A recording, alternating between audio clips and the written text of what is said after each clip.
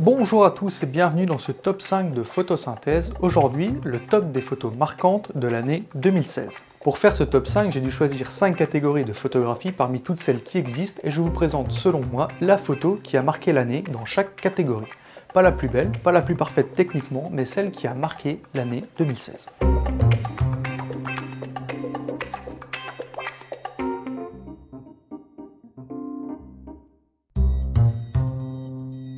Le baiser du carillon est une photo de Laurence Jay, une photojournaliste française qui a, pendant les 100 jours qui ont suivi les attentats du 13 novembre 2015, rencontré les habitants des quartiers meurtris du 10e et 11e arrondissement de Paris pour un reportage destiné à Polka Magazine. Par la fenêtre du carillon, l'un des bistrots touchés par les attentats, elle prend en photo un couple qui s'embrasse. Le reportage sera publié dans le numéro de Polka de février et cette photographie en fera la une.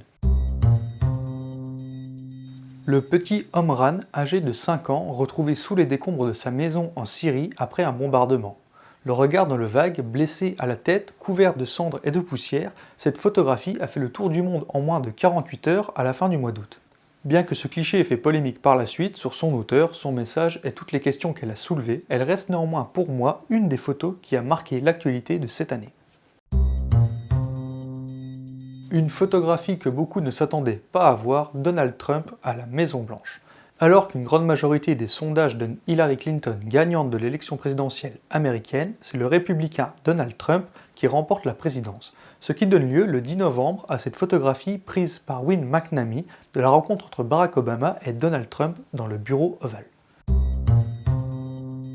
Un aigle qui capture un drone. On pourrait croire que le volatile protège juste son territoire, eh bien non. Pour lutter contre les drones illégaux, la police néerlandaise a trouvé une solution low technologie pour un problème de haute technologie, elle recrute des oiseaux de proie. Pendant les mois tests, aucun des aigles n'a été blessé, assure le porte-parole de la police nationale qui refuse néanmoins de préciser le nombre d'animaux utilisés. La police néerlandaise a décidé d'acheter leurs propres aiglons et ils entraînent une centaine de policiers et assurent qu'ils pourront commencer à utiliser leurs propres oiseaux dès l'été prochain.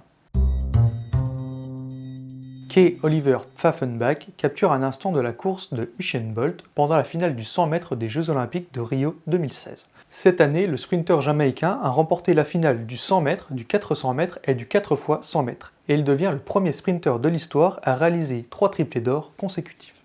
Il y a bien évidemment plein d'autres photos qui ont marqué l'année 2016, mais je devais pour cette vidéo en sélectionner 5. Je vous invite néanmoins, et si vous le désirez, à aller sur le site de Photosynthèse, vous trouverez le lien dans la description de la vidéo, et vous pourrez retrouver toutes les photos qui, selon moi, ont marqué l'année 2016.